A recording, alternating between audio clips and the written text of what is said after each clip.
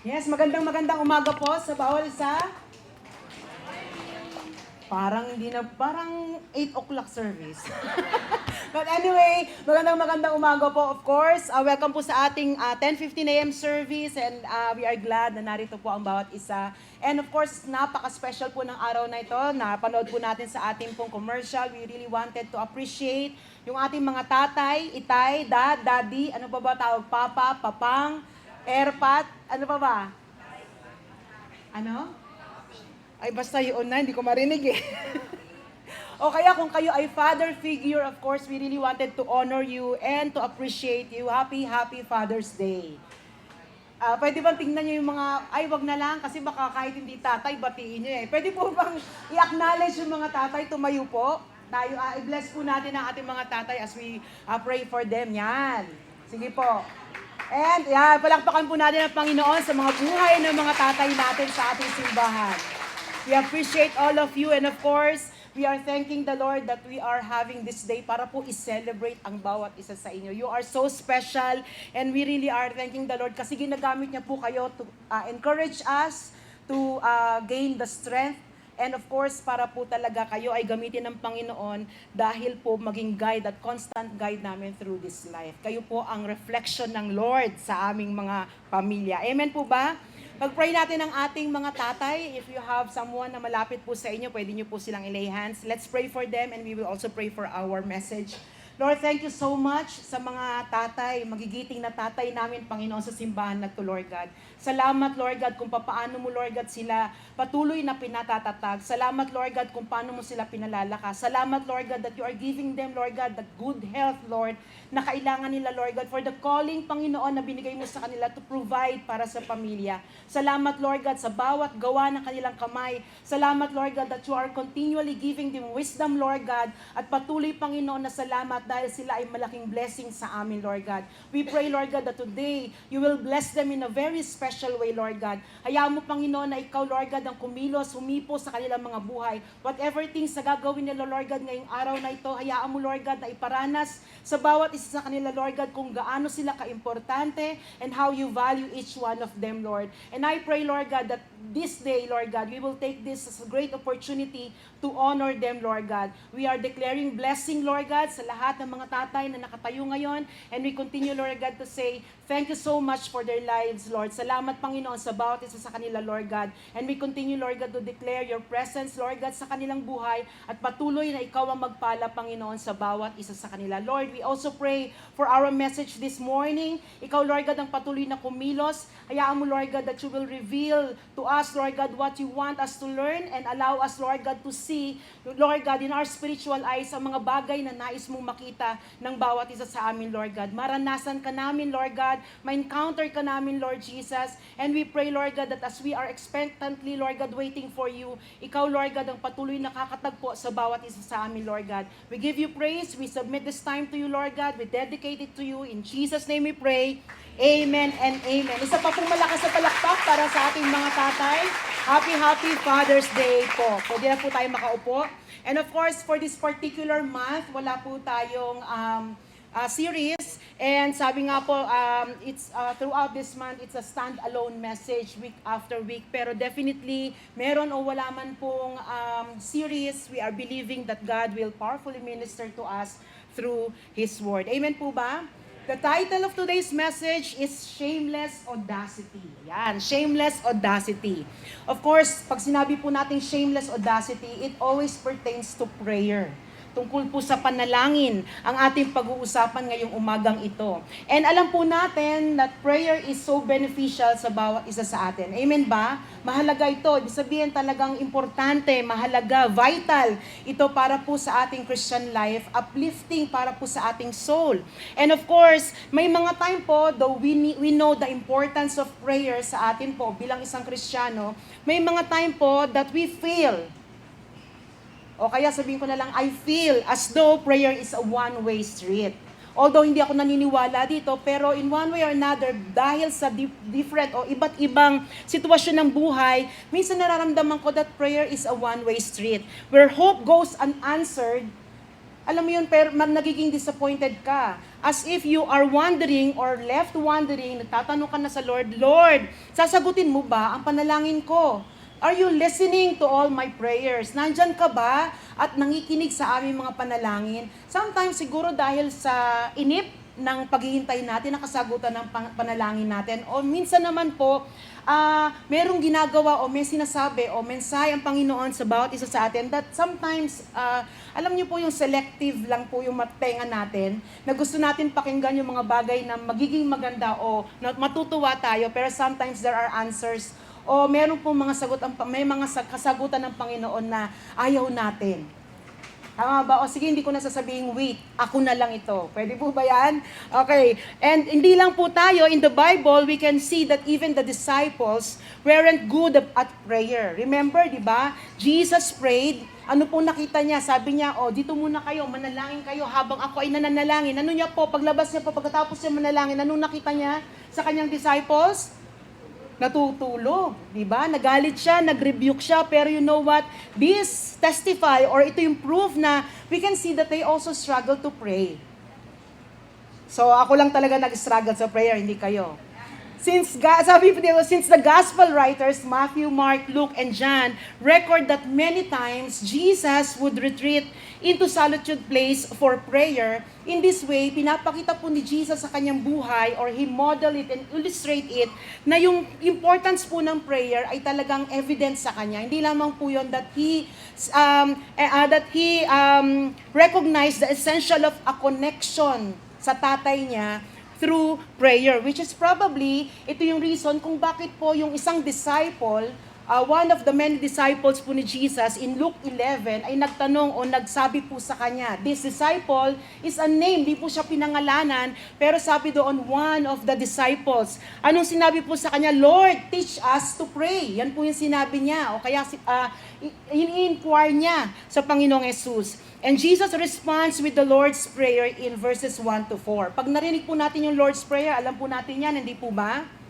If ever hindi nyo po alam, you can read it mamaya po, verses 1, Luke 11, verses 1 to 4. Yan po yung sagot niya, Lord's Prayer. And of course, pag sinabi po natin Lord's Prayer, lahat po tayo very familiar dito. And hindi lamang po yun, alam po natin that it became a well-known Christian prayer in history. Hindi man po repeated, o yung ulit-ulit natin siyang pinananalangin ng ganon, pero we definitely know kung ano po ang tinuturo nito, that is of course pertaining sa pattern ng prayer. Ano yung dapat po nating ipag-pray about? But because maybe sobrang powerful na po itong Lord's Prayer, maybe solve na tayo or okay na po sa atin ng Lord's Prayer, medyo na-overlook na po natin yung continuation ng response po ni Jesus sa tanong o inquiry ng isang disciple na, Lord, teach me or teach us to pray. Teach us how to pray.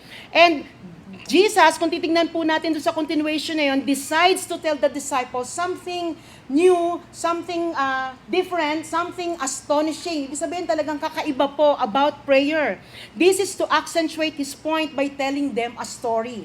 So definitely, ang response po ni Jesus, it's through Lord's Prayer and at the same time, a story. Kaya lang dahil nga po medyo nag-stop na tayo sa Lord's Prayer, hindi na natin nabibigyan ng pagkakataon o hindi na natin po medyo nakikita yung story na nakadugtong nung sagot po niya sa inquiry ng disciple niya. So let's read Luke chapter 11 verses 5 to 13. Ito po yung pag-uusapan natin ngayong umagang ito.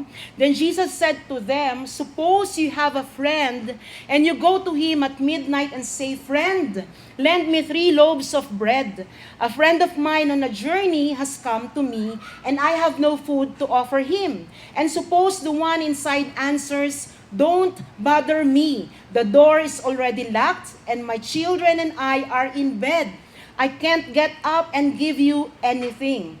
I tell you, even though he will not get up and give you the bread because of friendship, yet because of your shameless audacity, he will surely get up and give you as much as you need.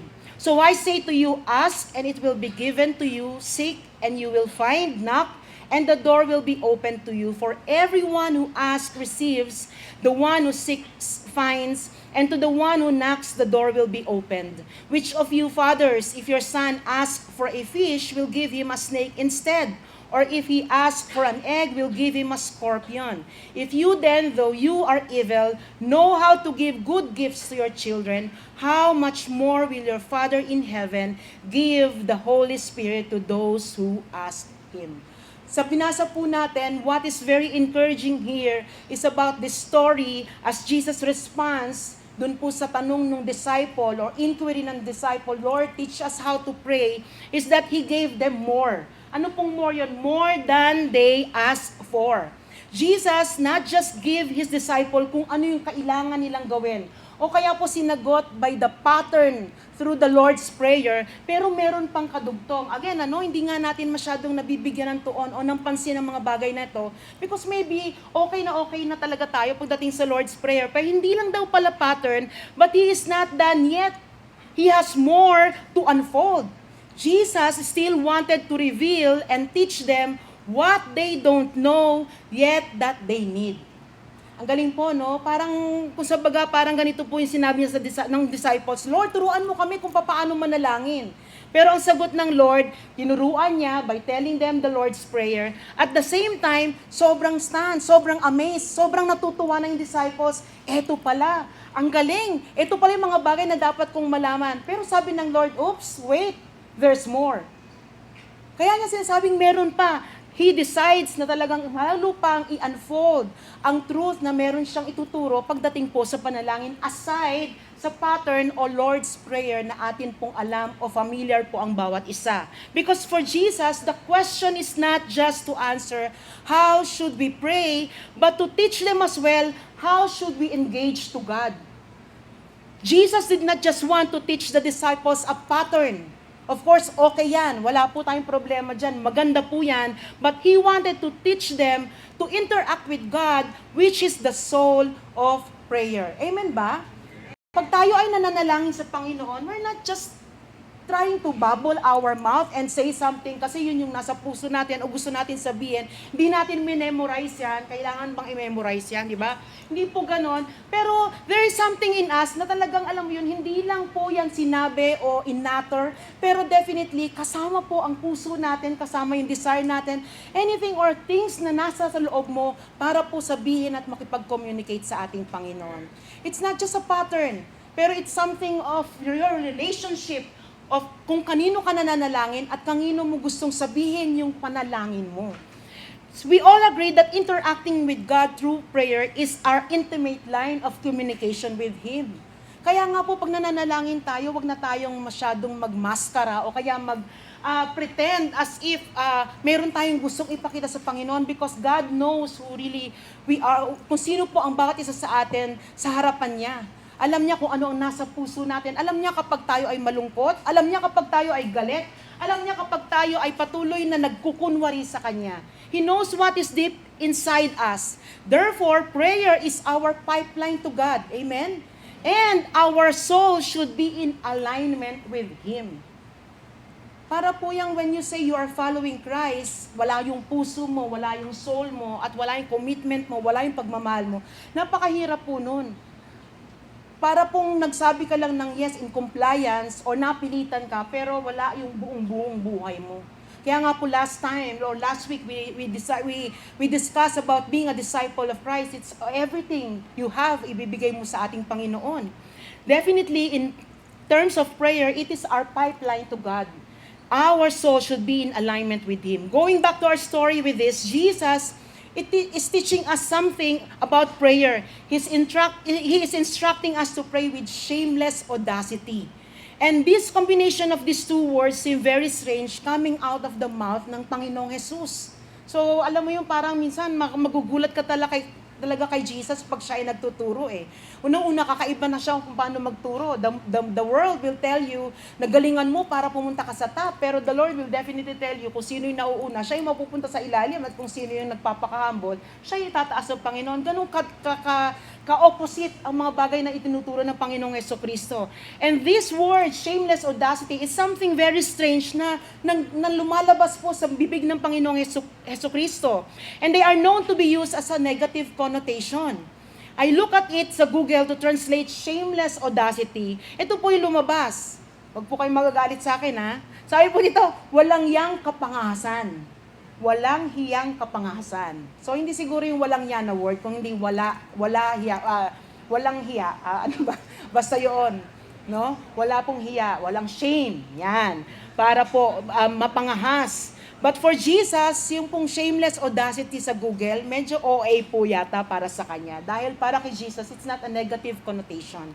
Mamaya po malalaman po natin as we continue to go on sa ating message. Sabi po dito po sa Luke chapter 11, yung pong shameless audacity, this is the only place in the New Testament where this Greek word anaideia is used. Yung pong shameless audacity na to, or the audacity. It means without shame, impropriety, ignoring convention, shamelessness. And it has often been translated persistence. So among all of the, definition na meron po tayo, mas gusto natin tanggapin yung persistence. Amen ba? Tama ba? Mas medyo arok, mas medyo naiintindihan, at mas medyo kaya nating makarelate. Persistent lang, hindi naman yung mga ganyang shamelessness, impropriety. Impropriety means wala kang hindi ka talaga doon nagko-comply. Ibig sabihin talagang wala ka sa lugar, wala ka sa way, sa tama. Yan. Pero parang kulang daw. Pero sabi dito, sa research ko, o nakita ko, o nang inaaral ko siya, parang daw yung word na persistence is kulang. Kulang daw siya kasi bakit daw? It's about a boldness that casts off social restraints. Walang restriction. And a shameless audacity that would lead, katulad po ng binasa natin, one to bang on a neighbor's door in the middle of the night. So ano daw po kaya ang tinuturo ni Jesus about shameless audacity? Number 1, it is about being bold when you come to God. Boldness, grabe no? Being bold means what? You are not hesitant. Walang reservation, as in matapang na matapang ka, o talagang meron kang confidence na gawin ang mga bagay na yan kahit may danger, o kahit hindi mo alam, uncertain yung mga bagay na gagawin mo. You are, G na G ka talaga, gagawin mo yun, kung go, kung pasok. Kasi talagang kahit anong mangyari, you are courageous, you are very daring. Ganun daw po pag sinabing bold. So sa story natin, we're encouraged to be bold dahil there is an outrageous need, an outrageous request. And tingnan po natin yung parable na to. May 3 bagay po tayo manonotice sa parable na to about this outrageous request nitong tao na ito. First, Jesus had the disciples imagine themselves. O wag na lang pong disciples. Bawat isa po sa inyo, Jesus wanted us to imagine ourselves going to a friend at midnight. Buti sana kung pupunta lang tayo para mangumusta o kaya talagang inaasahan tayo, talagang hihintayin tayo kahit na 1 o'clock a.m. o 2 o'clock ka pa dumating. Basta pag, alam mo yon yung pagka alam na darating ka, hihintayin ka, tama ba? Pero to biglaan. Midnight. And sabi ito, during that time, midnight is not a regular visiting hours. And I think, kung titingnan natin yung buhay natin ngayon, pwedeng talagang maraming mga tao buhay pa pagdating ng alas 12. Tama ba? Meron ba yung parang nakita mo, online pa tong si Kuya Sergio, si Jenny nandito pa, Tapos minsan gusto pa i-try, chat mo pa, di sumasagot ba, okay na okay Diba? Pero you know what, pagka po gising kayo, dahil may grocery 24 hours, may mga ilaw kayo, kaya meron kayong TV, o kaya wag na lang TV, Korean novela na talagang minamarathon nyo na panoorin. So kahit na hanggang alas 4 siguro ng madaling araw, okay na okay yan. Pero diba hindi po normal pag biglang may nag-doorbell? Ewan ko kung meron po sa inyo malakas ang loob, pero ako minsan na-experience ko po yon sa bahay namin, so hindi ko lang pinansin. Kasi marami po sa subdivision namin na talagang nanloloko, pipindutin yung doorbell. But anyways, in the middle of the night, meron nag-doorbell, hindi normal po yun, kahit hanggang ngayon. Amen ba? During that time, maybe 9 o'clock in the evening, gabi na yun sa kanila. Baka tulog na nga po sila during that time. Sabi dito, the middle of the night in an ancient agrarian society was an even less appropriate time for a visit on a request of this kind. Pero, may nakita rin po ako na minsan daw, they deliberately travel in a cool of the evening. Talagang dinidecide nila na mag-travel dahil pa hindi mainit, okay, yung very convenient para sa kanila, comfortable sa kanila mag-travel. So maybe ito yung sitwasyon ng tao na ito. Kaya midnight po, talagang nagkakatok siya, kaibigan, friend. Meron akong kailangan. So yun po. Second, who eats at midnight? Sino po bang gustong kumakain sa midnight? Alam ko marami po sa atin. Pero di ba, pero di po ba, pagka ganun pagod ka, tulog is life. Ba, kaysa sa pagkain. Mas gusto natin matulog, mas gusto natin magpahinga, nakakapagod ang biyahe. Huwag na tayong kumain. Pero, who eats at midnight, even if a friend has just arrived, it is supposed that they would have eaten. So tayo, i-assume na natin to. Siguro kumain na to on the way. Meron silang take out. O kaya siguro habang sila ay papunta o sila ay umalis, kumain na agad sila. So nag-a-assume tayo. Pero during that time, wala daw mga assumera at assumero. Sabi nila, kailangan, since culture po nila, kailangan I have something to offer dito sa bisita ko at the end of their journey. So pag dumating sila, whether sila ay busog na busog o talagang, alam mo yun, punong-puno sila ng pagkain, meron dapat silang i-offer para sa bisita nila, something to eat at the end of their journey. Aside from this, pag sinabing 3 loaves, hindi daw po yan yung katulad ng naiisip natin na ganitong kaliit lang na pandesal, o kaya yung loaves na ganito lang. Oo, tama si Kuya Jun, malaki talaga. Extravagant daw pag sinabi yung 3 loaves. So pag pinag-usapan nating midnight snacks, parang, sobra naman yata, hindi midnight snack yung 3 loaves na hinihingi mo sa akin. It's something extravagant and at the same time, parang outrageous para po sa kanya that in the middle of the night, for a midnight snack and more so, 3 loaves of bread is outrageous. Pangatlo po, the friend says that the door is locked, barred, and the little children are in his bed or in bed with him. So sabi nila nung time na yon, wala daw, ang isang bahay daw, hindi daw yan divided by rooms. Studio type daw, nung panahon na yun dati. So sama-sama sila. So I don't know kung may malaking bed po dyan para dun sila matulog o nakalatag lang dyan. Pero definitely, sabi po dito, pagka daw bumangon ng isang miyembro ng pamilya, lahat po ng entire household ay, sasabihin ko sana mabubuhay, gigising po. Magigising, may istorbo. Nagets niyo po ba? So ito yung situation po nung time na yon. And the point that Jesus is making is that this is a completely outrageous, shocking, ridiculous request ng isang tao na ito sa kanyang kaibigan. And Jesus as the disciples imagining themselves this scenario dahil bakit po? Sabi nila, talagang inintendo ni Jesus na ito ay ipa-imagine sa kanila so that they will have this feeling of being a squirm a bit. Ibig sabihin daw po nun, yung parang medyo mahiyahiya ka naman ng konti, gigisingin mo yung kaibigan mo dahil sa tinapay na inihi mo para sa bisita mo. Lilinisin mo yung mukha mo kasi nga ayaw mo mapaya, wala kang ma-serve sa kanila. Pero what? I-istorbo mo yung kaibigan mo para sa request na ito. And sabi dito, however, ang tanong ko dito, do you have any, bawat isa po sa atin, do you have any outrageous need or requests ngayon sa buhay ninyo? Meron ba? Ako lang? Grabe, wala. Answered prayer kay lahat? Meron po kayong mga needs na hinaas sa Lord. Pinagpe-pray. O sige, prayer request na lang.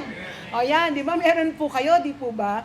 And definitely, meron kayong mga prayer request na alam mo na pwedeng sagutin ng Lord after 10 years o after 10 days. Pero meron din kayong mga prayer request na dapat sagutin na ng Lord ngayon na.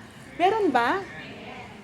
So this is exactly the situation ng tao na to, and that leads him not only to come to God with that kind of boldness, sinasabi po natin, na come to God with boldness, sabi dito. Pero it comes to a point na he is coming with God with bold expectation.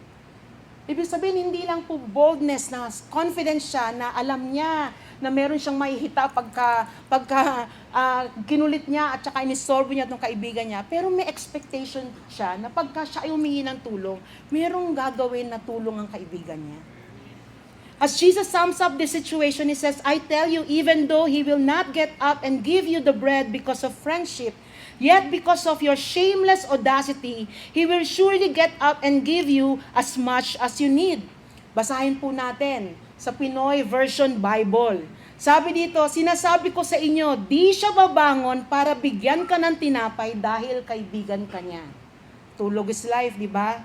Pero, babangon siya at ibibigay ang lahat ng kailangan mo kasi di ka nahihiyang mangulit. See?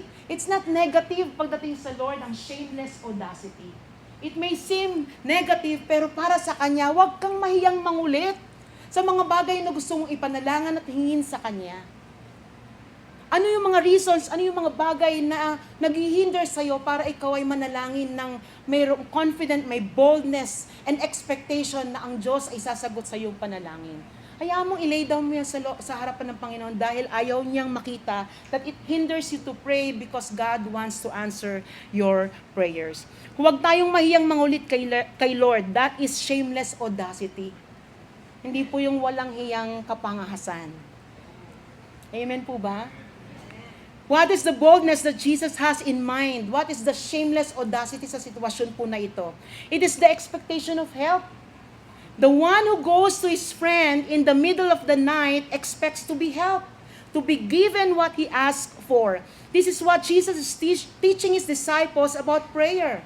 Na kapag kayo ay nanalangin at kapag kayo ay nag-utter ng mga nais nyo, desire ninyo, o mga request ninyo sa Panginoon, sabi po dito, it is about your expectation. It is about our expectation. Gaano natin kakilala ang Panginoon na may kakayanan siya, abilidad, na may capacity siya na sagutin ang mga panalangin na meron tayo. Gaano mo siya kakilala na walang imposible sa Panginoon, walang mahirap sa Panginoon para sagutin ang mga panalangin na meron tayo. The disciples came to Jesus saying, teach us to pray. But Jesus knew, they really don't know kung kanino sila tatawag o kung paano nila kakausapin ng Diyos. They are wondering, ano ba talaga yung aking ipagpe-pray para talaga yung attention ng Panginoon ay makuha ko para may kasagutan sa aking panalangin. Sabi po dito, to this, hinted at but and asked question, Jesus responds, not just knowing the pattern, but come to God boldly and expectantly. Dahil ko po sinasabi to, every service, pagka mo meron tayong mga services, sabi ko po, let's come with an expectant heart dahil ang Diyos hindi po tayo bibiguin. He will never ever fail us na i-feel niya tayo at patuloy na yung expectation natin ay i-meet ng ating Panginoon. Because siya lang ang makapagsasatisfy sa atin. Siya lang ang talagang makakakomplete sa bawat isa sa atin. Mga problema natin nandyan, yes, pero once we encounter the Lord, definitely these problems, kahit na nandyan po, will have that tendency na paliitin ito dahil ganun kalaki ang Panginoong Diyos sa buhay po natin. Sabi po dito, you come to God with the expectation that God will hear you. Amen? Come to God with the expectation that God will answer you. Come believing that God cares about interaction with you. That it is not presumptuous or arrogant to interact with God, but that is what we were made for. God longs to have a fellowship with each one of us. God longs to have that in conversation galing sa'yo. Yung pagka nga narinig ng Diyos na sangsabi tayo ng Lord, parang feeling ko ang Lord talagang tatakbo, yes anak, ano yun?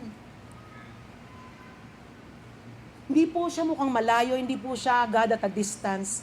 Hindi po siya magre-require sa atin na magbait ka muna bago kita pakinggan. Hindi po. God longs for us to have that interaction and communication sa ating Panginoon. According to Jesus, we come to God in a recklessly brave way. That is defiance of convention, what is natural, traditional, inaalis niya yan. That is unrestrained, that is uninhibited, sometimes even insensible or immodest, because when we pray with boldness, with expectation, out of passionate desperation, hindi po ng entitlement. Sabi, Lord, manalangin daw ako sa iyo, kaya pag nanalangin ako, bigay mo na ngayon, penging 1 million. Hindi po pwede. Sabi po dito, out of a passionate desperation instead of entitlement, then He will answer our prayers. And the next thing that will happen, number 2, enter into the process of prayer. Ano yung process ng prayer? Biglang in the middle of the parable, Jesus has something that we are all probably too familiar again. In verses 9 to 10, sabi po dito, so I say to you, ask, and it will be given to you. Seek, and you will find. Knock, and the door will be opened to you. For everyone who asks receives, the one who seeks finds, and to the one who knocks, the door will be opened. These 3 commands are very familiar to us, but they are not immediately clear.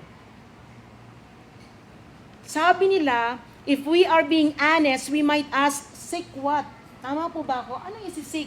Ano yung ihahanapin? Anong door yung kakatukin namin? And ano yung aming i-ask?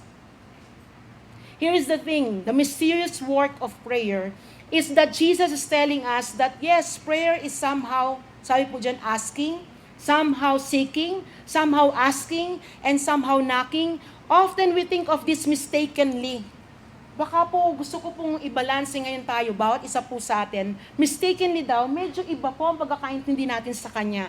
We are wrong when we think that we can ask, we can seek, and we can knock, believing that it is applicable to anything we want. Katulad ng prayer ko kanina, Lord, 1 million ngayon na. Hindi po kapatid. Yes, when you come to Him with boldness, with expectation, God will answer your prayer. Pero ang tanong kapatid, hindi po anything lang na basta-basta ang pwede nyong hingin sa Panginoon. That sounds like an audacious ask itself. Pag sinabi mo, anything I want, yun ang hihingin ko at yun ang ipagpe-pray ko. Later on, we will see Jesus ends by saying, if you then, though you are evil, sa verse 13 po yata ito, if you then, though you are evil, know how to give good gifts to your children, how much more will your Father in heaven give the Holy Spirit to those who ask Him. What are we seeking for? What are we asking? What are we knocking at? Ano yung ina-ask natin? Kapatid, napakalinaw na sinasabi dito. Hindi ba niya ibibigay ang Holy Spirit pag ito ang ina-ask mo? Not of anything or just anything you want. Na pagka gusto ko ng bahay, gusto ko ng travel, gusto ko ng isang yate, gusto ko ng isang bagong sasakyan. Hindi po yun. Meaning, what we are asking, what we are seeking, and what we are knocking sa door, it's all about receiving the Holy Spirit. Meaning, we are encouraged to ask something specific that is even more audacious, and that is the Holy Spirit. When we say the Holy Spirit is the one who will give you, will empower you, will give you that power para magkaroon tayo ng empowered Christian lives, then kapatid, anong limit meron ng Holy Spirit sa buhay natin? Kapatid, pag sinabi po nating yate, bahay, lupa, parang napakaliit naman yata nun pag sinabi natin at kinumpare natin kung ano ang kayang ibigay ng Panginoon at sino ang Panginoon sa buhay natin. Yes, kaya ng Panginoon yan, but God doesn't want us to just focus on the material things. Kasi pag mundo natin, gusto ko ganito, gusto ko maayos na asawa, gusto ko magandang bahay, gusto ko kompletong pamilya, gusto ko walang awayan, lahat kami masaya every day of life. Kaya lang kapatid, hindi po ganun eh. Other words, prayer has something to do with seeking, asking, and knocking, and receiving the Holy Spirit. Nothing more, nothing less. It's all about the Holy Spirit. It's all about if you receive the Lord Jesus Christ as your Lord and Savior, there is a dwelling of the Holy Spirit sa buhay mo, pero every day of your life, you're asking for the infilling of the Holy Spirit sa buhay natin. And when we say infilling, it's the power of Holy Spirit sa ating buhay. Sabi po dito, God calls us to pray boldly and that as we come to God, there is a kind of cooperation with God's Spirit through prayer, by which we enter into God's presence. Through conversation with God, through prayer, we are changed. Amen po ba? Binabago tayo ng Panginoon. Sabi po dito, if ang akala natin, ask everything we want, sabi po dito, ask and it will be given, seems to be about asking for the gift of God's Spirit sa buhay natin. Seek and you will find seems to be an enlightenment phrase. Seek and God will open your eyes to prayer, knowing Him, seeing yourself as you really are.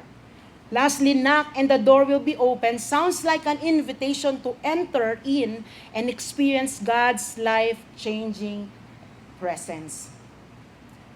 The mysterious work of prayer versus the work of human intellect. Medyo mahaba-haba po to, pero medyo sa susunod na yan. Yung versus human intellect, medyo paiklin ko na lang po. Ang sabi po dyan, when we are after intellect, information, or knowledge, head knowledge lang po, nonsense po ang mga bagay na yan. Hindi ko na po babasahin, pero it's all about the knowledge, about the information. Hindi po i-show ng Panginoon sa atin o i-train niya tayo kung hindi ang information na to. We are relying on the information to change us. We are relying on what we will know o yung mga ideas na yan or mga ways na yan para tayo ay mabago. Pero hindi po ganun eh. Jesus is teaching His disciples something else here.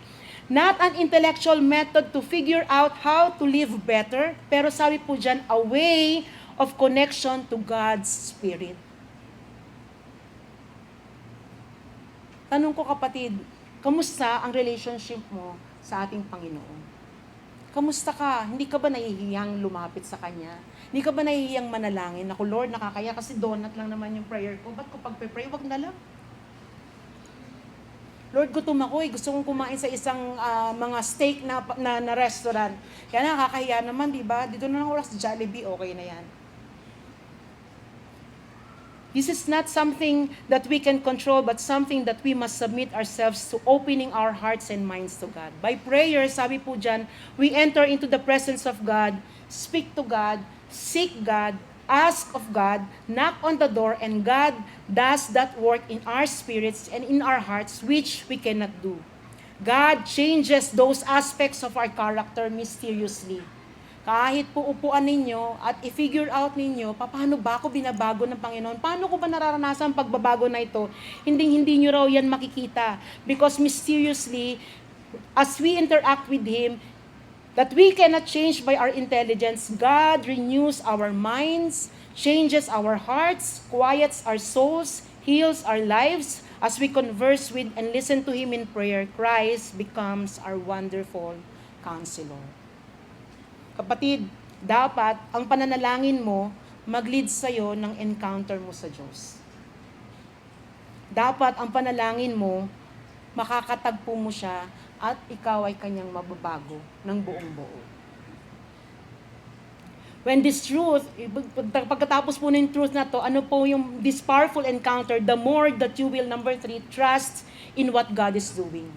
Pagkakatiwalaan mo na ng buong buo ang Panginoon. Look at the response of Jesus in verses 11 to 12. Which of you fathers, sabi ito, if your son asks for fish, will give him a snake instead, or if he asks for an egg, will give him a scorpion. Nakafocus po ito sa mga tatay.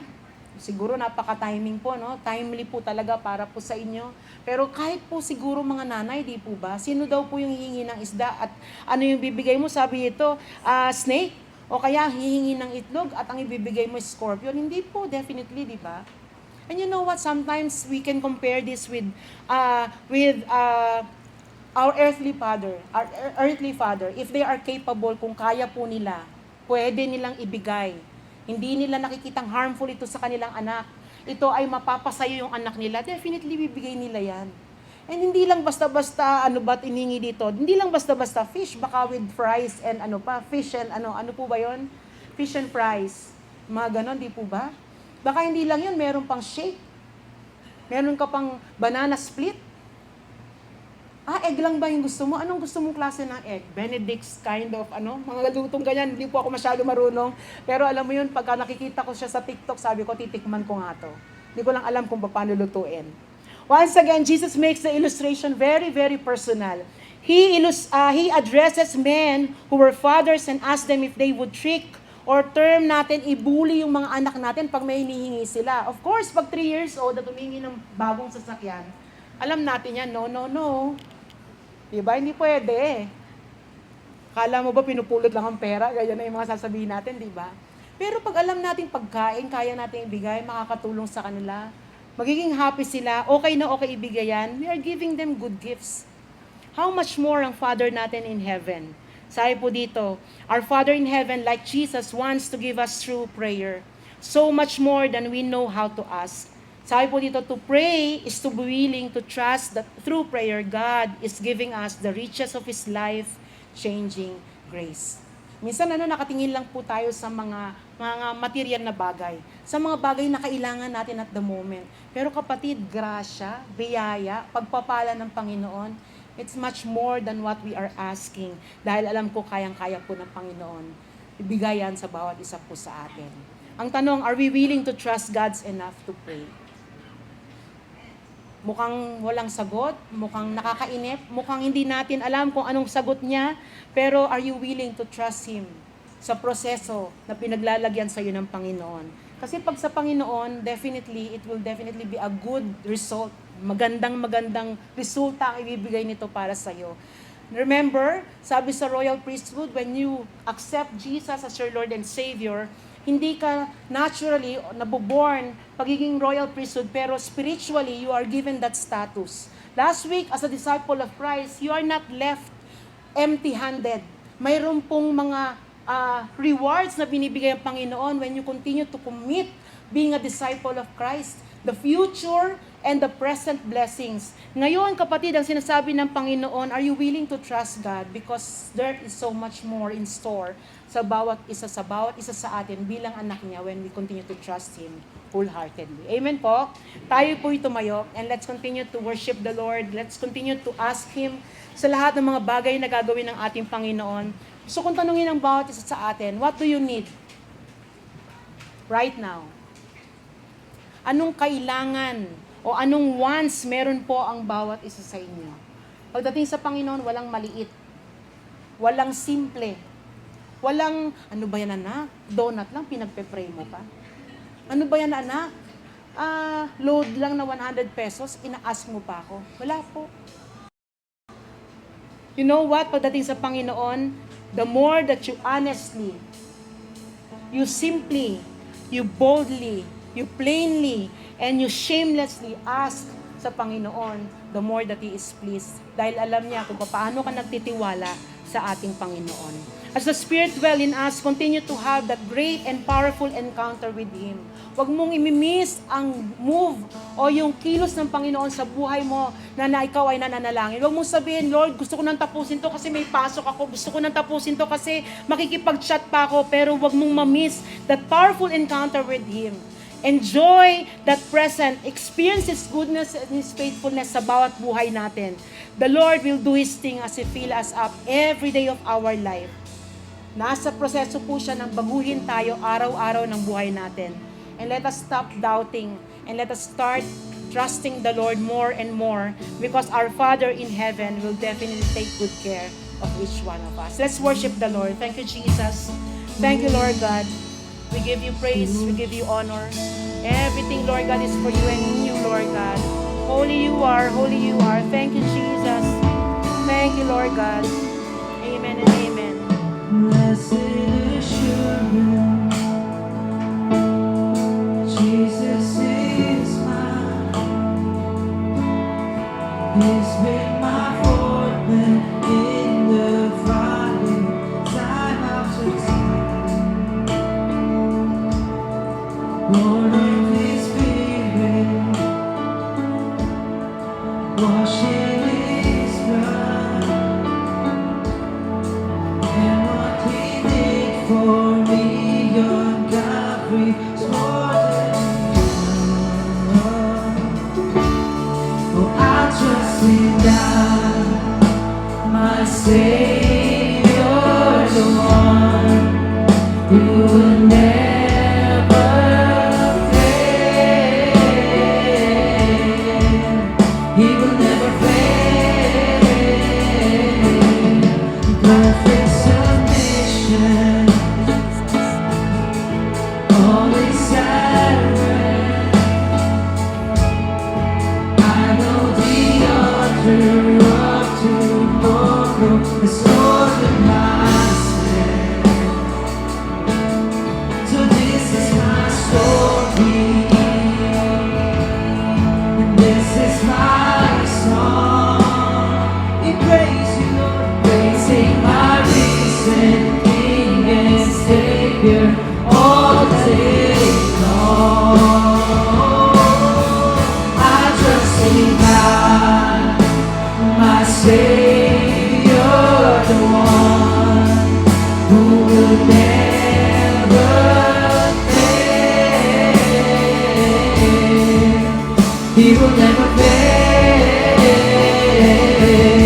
Oh, I trust in God, Thank you, Lord. my Savior, the one who will never fail. He will never fail. Kapatid, ang challenge ng Panginoon sa atin, ang nais na ipagawa ng Panginoon sa atin, huwag tayong mahiyang mangulit sa Kanya. God can handle that kulit galing sa atin. Hindi siya offended pag tayo ay nangungulit sa Panginoon. And you know what? Pag tama ang puso ng bawat isa sa atin, in asking whatever things sa buhay natin that is in alignment to God. I believe na hindi siya maiinis, hindi siya makukulitan, hindi siya maaanoy sa ating persistent na paghingi sa Panginoon o yung shameless audacity na sinasabi dito. But the thing is, the Lord is willing to honor the trust na ibinibigay mo sa Kanya. Hindi kulit ang tingin ng Panginoon, hindi naiinis, pero you know what? Alam niya at nakikita niya na ikaw ay patuloy na nagtitiwala sa Kanya as you continually and persistently asking for that prayer request. Regardless yan ay tungkol sa iyo o tungkol sa pamilya mo o tungkol or beyond yourself, outside of yourself, the Lord is telling you shamelessly, with audacity, tumawag ka sa Panginoon, humingi ka sa Kanya, ikaw ay Kanyang pakikinggan. If you are right with Him, and there is that change sa buhay po natin, as the Holy Spirit is continually dwelling upon us, and He is infilling each one of us, alam ko po, kapatid, we are always in line with God, and what we are praying for is always to Him. He will definitely answer our prayer as we seek Him. Anything na bibigay natin sa Kanya, may kasabutan ng ating mga panalangin. Titinggin niya ang bawat hinanaing natin, bawat iyak natin. He will honor every tear that we have. And He will continue to say, anak, continue to pray, continue to ask. I am listening and I am answering, God. Right now, thank you, Jesus. Thank you, Lord God. Thank you, Lord God. Salamat po, Panginoon. I sought the Lord, and He heard, and He answered. I sought the Lord, and He heard, and He answered. I sought the Lord, and He heard, and He answered. That's why I trust Him. That's why I trust Him. I sought the Lord, and He heard, and He answered. I sought the Lord, and He heard, and He answered. I sought the Lord, and He heard, and He answered. That's why I trust Him. That's why I trust Him. I sought the Lord, and He heard, and He answered. I sought the Lord, and He heard, and He answered. I sought the Lord, and He heard, and He answered. That's why I trust Him. That's why I trust in God, my Savior, the one who would never fail. He will never fail. Oh, I trust in God, my Savior, the one who will never fail. He will never fail. He will never fail. I sought the Lord. I sought the Lord, and He heard, and He answered. I sought the Lord, and He heard, and He answered. I sought the Lord, and He heard, and He answered. That's why I trust Him. That's why I trust Him. I sought the Lord, and He heard, and He answered. I sought the Lord, and He heard, and He answered. I sought the Lord, and He heard, and He answered. That's why I trust Him. That's why I trust Him. I sought the Lord, and He heard, and He answered. I sought the Lord, and He heard, and He answered. I sought the Lord, and He heard, and He answered. That's why I trust Him. That's why I trust Him. Thank you, Jesus. Thank you, Lord God. You are a good God. Thank you for an answering prayer, Lord. Thank you, Jesus. You are a listening God. We give you praise. We give you all the glory, Lord God. In Jesus' name we pray. Amen and amen. Isa pa pong malakas na palakpak para sa ating Panginoon. Tayo nakakaupo na and we'll be watching this video po.